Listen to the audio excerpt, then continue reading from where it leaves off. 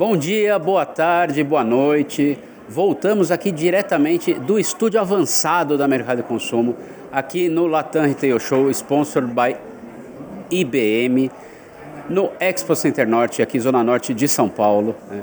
Esse eventaço, 10ª edição do Latam Retail Show, é um baita evento, né? E nós trazemos conteúdo aqui do estúdio, nas nossas redes sociais, né? E no portal mercadoconsumo.com.br. Cobertura especial da Mercado Consumo, de muito conteúdo, de muitos painéis, enfim. E falando de varejo, né? Trazendo mais conteúdo sobre o varejo, hoje eu tenho aqui 2 convidados, mas hoje a gente vai falar um pouco sobre uma parte interna do varejo, talvez, né? Aqui como convidados eu tenho a Roberta Andrade, diretora e sócia da Friedman. Tudo bem, Rô? E nossa colunista da Mercado Consumo, né, Rô? É um prazer enorme, eu amo escrever e contar um pouquinho, compartilhar com as pessoas as experiências que a gente encontra, né, no varejo, falar sobre as tendências e o que está acontecendo. Muito obrigado por bater esse papo aqui com a gente, Rô. Obrigada. E temos também o Luiz Guilherme Linhares Noldin, que é CEO e fundador da Inside the Box. Luiz, posso chamar de Luiz? Pode chamar de Luiz, estou ótimo, obrigado. Luiz, obrigado por participar desse bate-papo aqui com a gente. Obrigadão, cara, um prazer estar aqui, estar fazendo essa troca, espero que seja muito produtivo, cara. Legal. Gente, quando eu falei que a gente vai falar de varejo, mas olhando para dentro, óbvio que a gente vai olhar para fora, né? Mas atenção para dentro, que vai resultar em muitas coisas para fora, né? E começando a falar um pouco disso, eu queria saber de vocês dois. Hoje, qual é o maior desafio da capacitação de colaboradores de loja? Acho que vejo muito assim, né, o varejo está enfrentando índices altíssimos de rotatividade, né? Então tem pesquisas que estão apontando já que 45% das pessoas que estão empregadas, elas querem mudar de emprego. Então quando você vai principalmente para a área de serviço, em bares, restaurantes, esses índices de rotatividade inclusive estão chegando a 77%. Então está muito sofrido para os empresários, para os varejistas, de uma forma geral no mercado, para poder reter essas pessoas.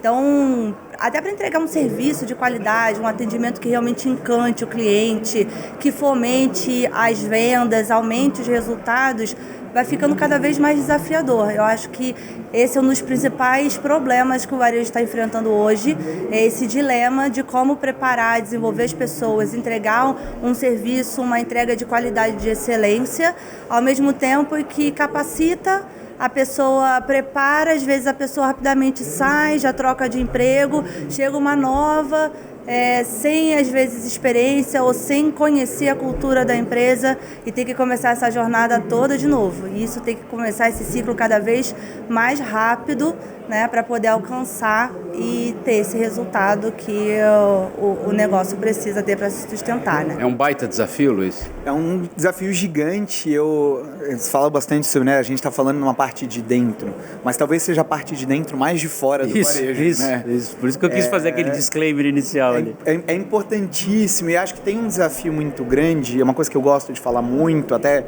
eu faço muito paralelo eu vi palestras na NRF, Brasil e fora. Existe um momento de sensibilização também do empresário, porque esse desafio na loja, ele não vai mudar de maneira fácil. E a marca precisa entender que a primeira etapa a ser mudada não é lá, não é na ponta, não é o colaborador, é dentro.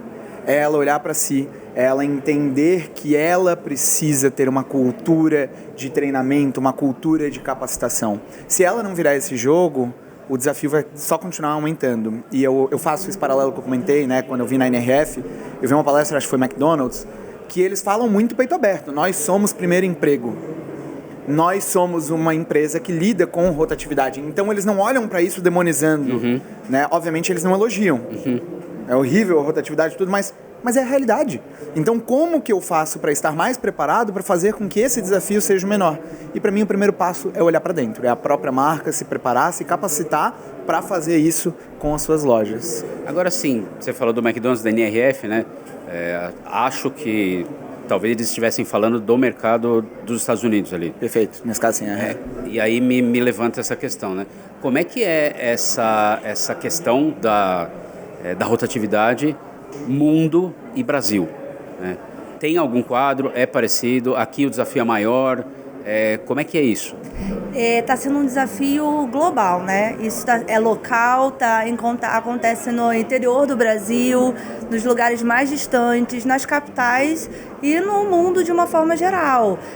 As pessoas estão valorizando cada vez mais um lifestyle, uma vida diferente, e as empresas precisam se adaptar também no seu modelo de gestão, da forma de entregar, de se relacionar com seus colaboradores. A gente fala muito, né, no varejo de colocar o cliente no centro da experiência, de entregar uma experiência envolvente, incrível. E o que as pessoas estão fazendo com seus colaboradores? Essas pessoas também estão no centro dessa transformação, no centro da cultura, para terem uma experiência incrível e quererem ficar na empresa? Estão se sentindo valorizadas, né? Então a capacitação, quando a empresa investe nesse profissional para ele ter essa posição e essa visão de negócio e conseguir conversar com o cliente, isso também é colocar ele no centro. Ele se sente valorizado. E aí ele começa a pensar 2 vezes e começa a comparar. Poxa, aqui nessa empresa, ela olha para mim, olha para o meu desenvolvimento, eu tenho um plano de carreira aqui. Será que eu vou largar isso para ir para um outro lugar onde eu não tenho nada? E como é que eu vou ser tratado lá? Então, as empresas que têm feito isso, né, como a Dengo, por exemplo, que teve ontem aqui no meu painel, que tem uma história incrível, que começa lá desde o produtor, a parte do né? produtor é muito bacana. Muito legal, como esse produtor ele é valorizado. A Natura faz isso super bem também. Então tem empresas que têm se colocado, se posicionado, e elas acabam ganhando um share maior de mercado e de forma muito interessante. Você, quando entra numa loja dessa, você sente que esse atendimento, essa cultura, ela transcende ali. Aí você sente isso, que isso é real. Então são cases legais, interessantes e que pode ser perfeitamente replicados dentro de outros negócios também. Então é um convite aqui, né, para que os fundadores, empresários, lideranças das empresas olhem para suas histórias, para seu propósito, entendam por que elas fazem isso, por que elas estão acordando todos os dias, quais são as vidas que elas estão impactando, né, para que isso seja propagado de forma real, verdadeira, para quem está lá na ponta, para os vendedores, né, para quem está lidando com os outros com cuidado, a pessoa que cuida da limpeza, né? Então todo mundo precisa ter esse cuidado, viver essa experiência, essa cultura, para que isso realmente seja verdadeiro e chegue no cliente, melhorando os índices de resultado internos, de retenção também de carreira das pessoas dentro das empresas. Como é que você acha que o Brasil está, Luiz? Está mais ou menos igual? Todos os indicadores que eu vi historicamente, é muito o que a Roberta falou, a gente não tem diferença de dados nesse aspecto, ou pelo menos não uma diferença gritante. A realidade talvez tenha um pouco de diferença de cultura de empresas, e acho que isso foi uma coisa que me impactou, né? Tipo, da empresa já abraçar isso, assim, cara, como é que eu faço para lidar com isso, ao invés de só reclamar que tem uma geração Z que é desengajada. Então, são colaboradores que vêm sendo bombardeados nos últimos anos, eles estão sendo muito demandados, pessoas de loja. Isso é uma coisa que eu acho até que é pouco falado ainda. São pessoas que estão sendo muito demandadas. Aprender sobre tecnologia, aprender sobre categoria de produto, é muita coisa e com pouco apoio muitas vezes. Então, acho que as marcas têm esse momento de reflexão de como que eu dou suporte. E aí, muito que a Roberta está falando, de ter uma cultura, é muito legal ver, a gente viu o case de Dengo, de reserva, e que são empresas que partem de dentro, né? Tipo assim, eles têm uma preocupação legítima de fazer isso desde a raiz, né? Desde a produção, desde o produto, até chegar no consumidor final. E o colaborador no centro é uma tendência que é falada abertamente no mundo inteiro, e que eu acho que o Brasil hoje começa a olhar com atenção para isso, com carinho, né? Isso é muito bacana. O Luiz falou o quanto esses colaboradores estão sendo demandados hoje, né? E aí vai aqui a minha questão, como equilibrar um treinamento técnico com o desenvolvimento de soft skills, falando do varejo geral? Perfeito. A liderança tem um papel fundamental nesse processo, né? O líder, ele atua muito pelo exemplo. Isso precisa ser vivido de forma prática. Então, por exemplo, uma das principais dores do mercado é a polarização nessas relações, que chega também entre líderes e liderados, nos ambientes de loja, nas áreas administrativas. Então, o líder conseguir ser centrado saber lidar, explicar e colocar as situações sobre uma outra ótica, né? Tomar decisões de forma corajosa e pragmática. Então, esse líder ele precisa estar muito bem preparado.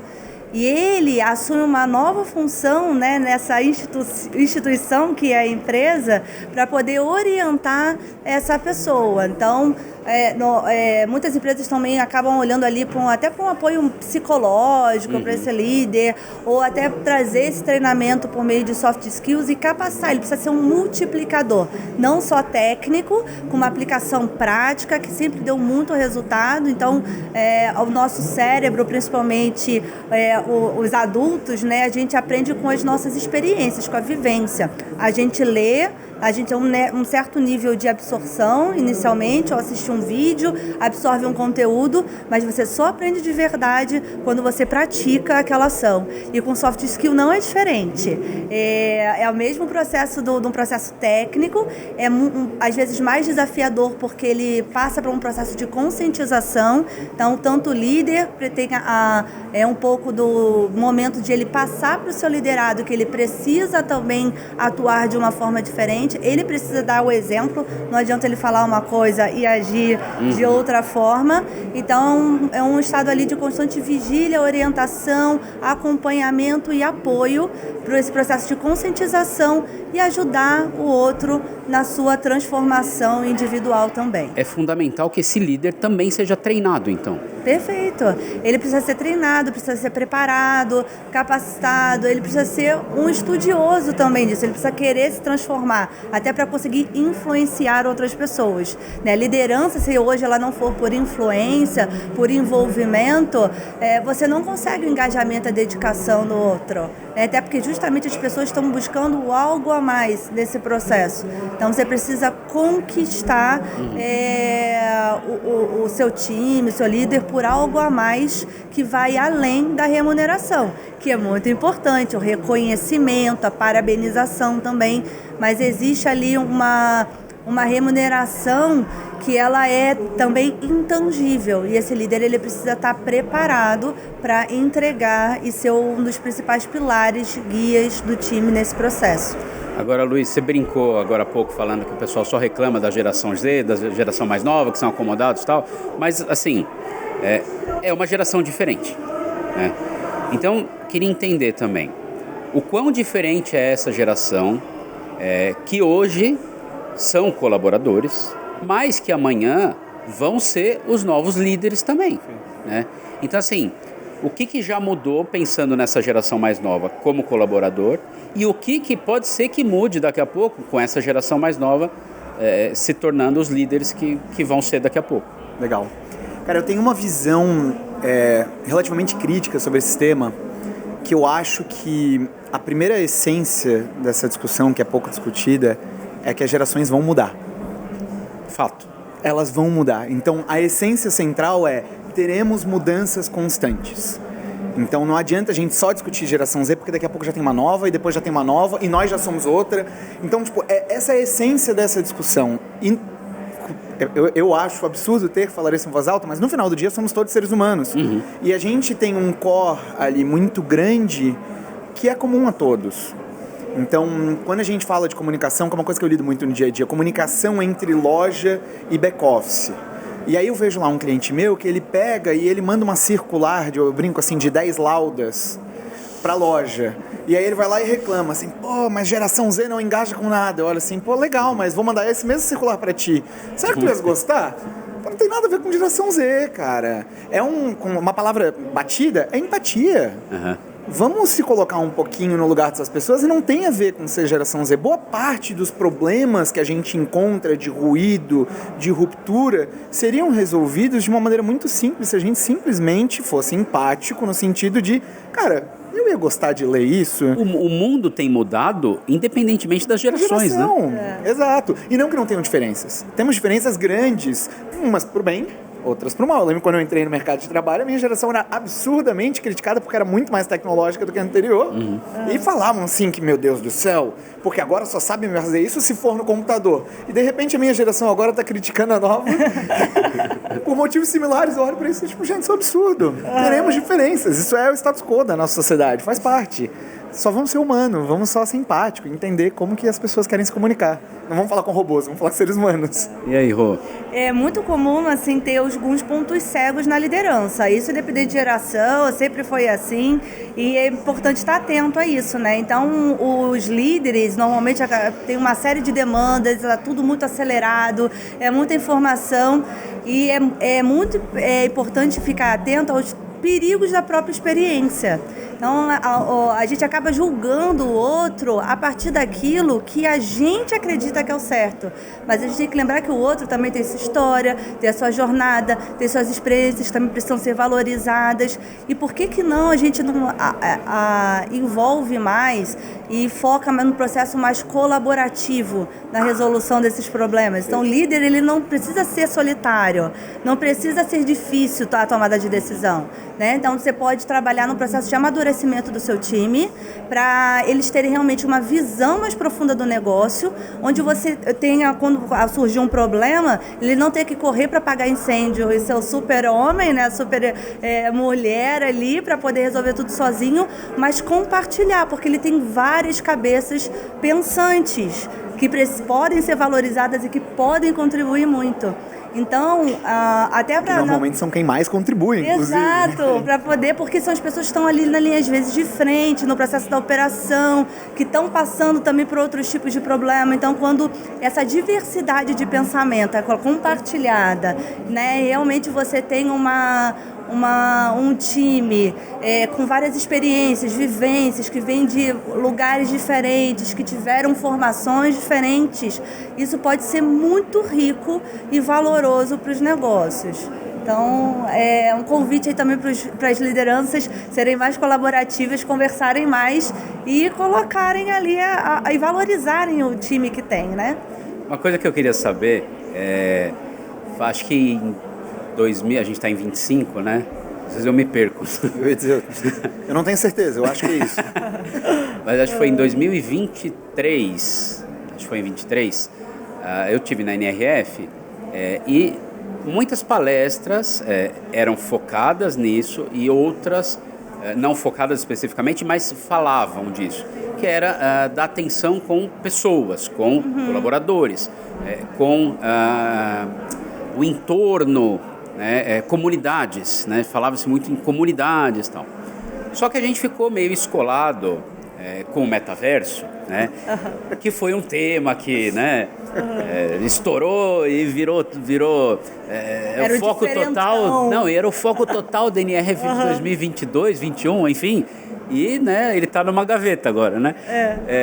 Então, perguntando para os especialistas aqui, eu lembro muito desse tema e desse foco, né? Muito. Principalmente de comunidades, muitas marcas lá nos Estados Unidos, de olho na comunidade. Então, melhorias na comunidade, no entorno das lojas, para que funcionários, colaboradores conseguissem viver em locais melhores, enfim.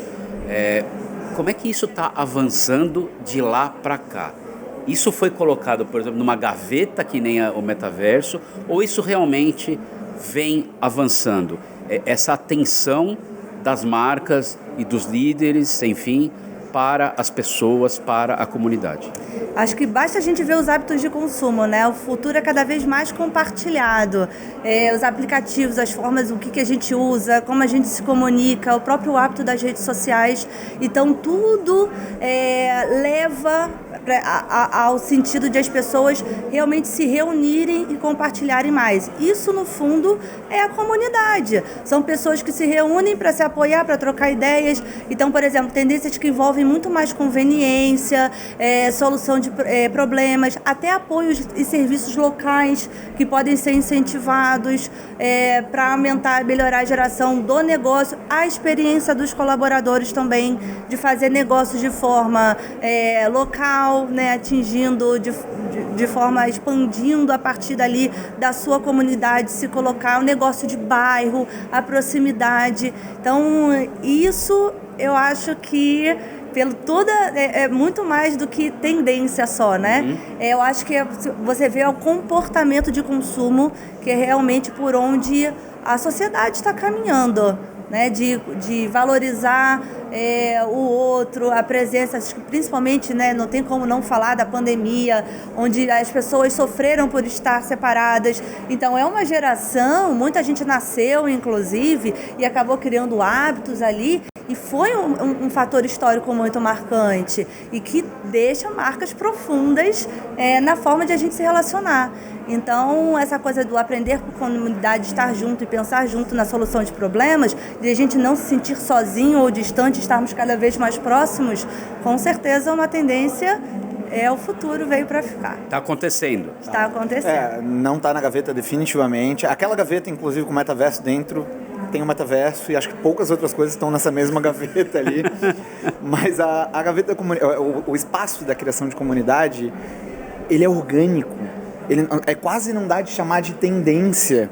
É uma coisa que é tão espontânea da sociedade, essa questão de... Eu não acho um fenômeno absurdo a rede social. Ele só acontece porque sempre foi a nossa vontade. A gente ligava e ficava no telefone horas e queria isso. Aí o SMS veio, a gente queria isso. A sociedade sempre quis a comunidade. É só orgânico, é só o que a gente é.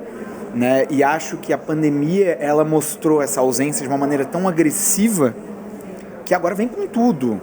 Né? Então nós somos seres muito sociais e eu acho que o que está acontecendo agora daí sim de tendência é basicamente as empresas entenderem que elas devem abraçar essa questão orgânica, devem criar em torno dos seus colaboradores, dos seus clientes, essa comunidade, dialogar mais, ouvir mais, falar mais, não ser artificial, né? Não é unilateral, eu preciso compartilhar, eu preciso que as pessoas tragam para mim, eu preciso entender que eles são seres humanos e que tem coisas muito relevantes para falar. Então é uma tendência nesse aspecto para mim de que as empresas agora estão começando a olhar mais para isso de maneira estratégica. E isso eu acho extremamente saudável. E assim, o que é uma comunidade além do que as pessoas têm algo em comum? Gente, a empresa é uma comunidade. Então por que você tem departamento, você está trabalhando em silos, as pessoas estão isoladas, os departamentos não se falam? Se está todo mundo caminhando naturalmente é uma comunidade. Um objetivo comum, Parece até que as empresas estavam bloqueando isso e agora estão olhando, só tirar as amarras. Mas vocês acham que... eu tenho percebido um pouco disso, principalmente depois da pandemia, né? A pandemia acelerou muito o digital, né? E não sei se foi por causa disso ou pela evolução da sociedade, do mundo mesmo. Depois, cara, começou a vir a parte tecnológica, tipo, a galope, assim, né? Muito, muito forte e muito rápido, né? Acho que isso impacta também nessa parte de treinamentos, enfim, acho que tem sua parte positiva, mas talvez tenha sua parte negativa, vocês podem comentar um pouco sobre isso também. Mas será que depois da gente ser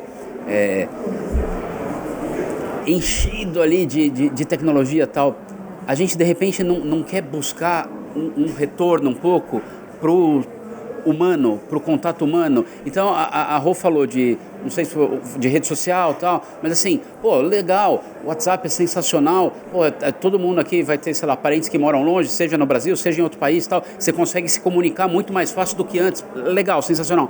Mas, cara, chega uma hora que falta isso aqui, que a gente tá fazendo, né? Então, vocês acham que naturalmente pode vir um retorno para esse olhar humano por um certo cansaço, talvez, dessa tão maçante tecnologia? Eu acho que tem uma tendência, e isso é empírico, a minha visão, da tecnologia se tornar mais humana.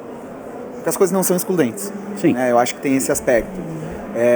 Então, como que se antigamente, se a gente pega assim, tela de ERP, PDV, antigamente era aquela coisa quadrada, aquele ambiente, tu não vê nenhuma forma orgânica, era uma tecnologia que era uma coisa e a vida era outra. E aos poucos, tudo vai virando uma coisa só. Eu uso hoje wearables, né? Tipo, eu tenho aqui o meu relógio que ele torna o meu dia a dia, enquanto humano, enquanto sociedade, melhor. Então, acho que tem uma tendência de que a tecnologia se torne cada vez mais humana aprimorando a convivência, aprimorando e não isolando. Essa é a tendência que eu enxergo. A própria rede social, e não porque eles querem, acho até que não é bem a vontade das empresas, mas você já vê uma tendência de que as pessoas se afastem, de que o que elas estão convivendo ali é mais humano, né? Tipo, as marcas agora vendem através da blogueira, porque a blogueira, ela fala de vida real e não de coisa artificial. Então eu acho que tem uma aproximação de tecnologia com sociedade, se tornando tudo mais orgânico pós-pandemia. É isso, Rô. E assim, daí você já aproveita e me fala se essa tecnologia tem ajudado essa parte de treinamentos. Muito, muito. A gente não pode esquecer que nós somos, desde a época da Idade da Pedra, né? Nós somos seres relacionais. Então, o ser humano, ele se juntou por questões de sobrevivência para começar a realmente conviver em comunidade. Então, isso é uma coisa que está, assim, intrínseca na nossa mente, no nosso DNA de séculos passados. Estamos programados para estarmos juntos, né? O ser humano, ele precisa disso. E quanto à tecnologia, de tempos em tempos é um ciclo natural, existem saltos, esses saltos eles ficam cada vez mais próximos. E agora então com a inteligência artificial, isso vai acelerar cada vez mais, até porque nós estamos interferindo nesta tecnologia e nós temos o desejo de que isso se torne mais humano. Eu tenho as minhas agentes lá e eu cada vez mais faço um trabalho de humanizá-las, porque a tecnologia, ela é uma ferramenta, ela é um meio, ela não é um fim. A gente usa ela para se conectar, para a gente trocar informação, ela tem um processamento de dados, de inteligência mais rápida do que o cérebro humano é capaz, ela agiliza o retorno de informações, mas ela é uma ferramenta, tal qual a gente usa um garfo, uma faca, né?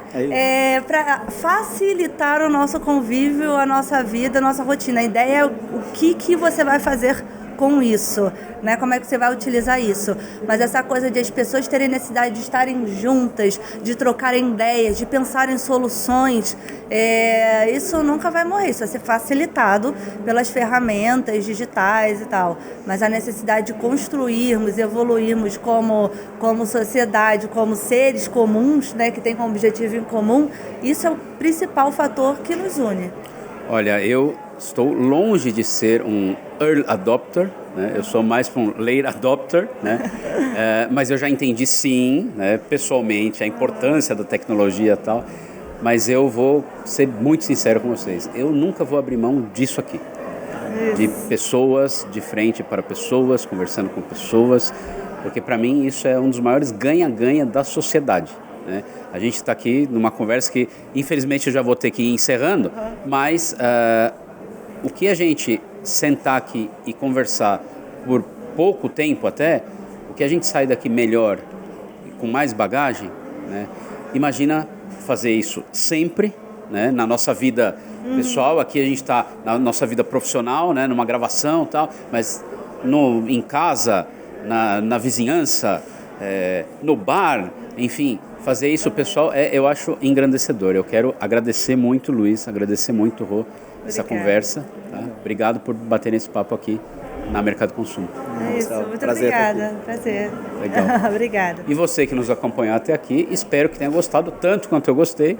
Eu gosto de falar que eu sempre saio melhor de uma gravação do que quando eu entrei. Mais uma vez, é assim que é. E acompanhe o Mercado Consumo, portal mercadoconsumo.com.br, nas nossas redes sociais, no YouTube. Nós estamos onde você estiver. Até mais!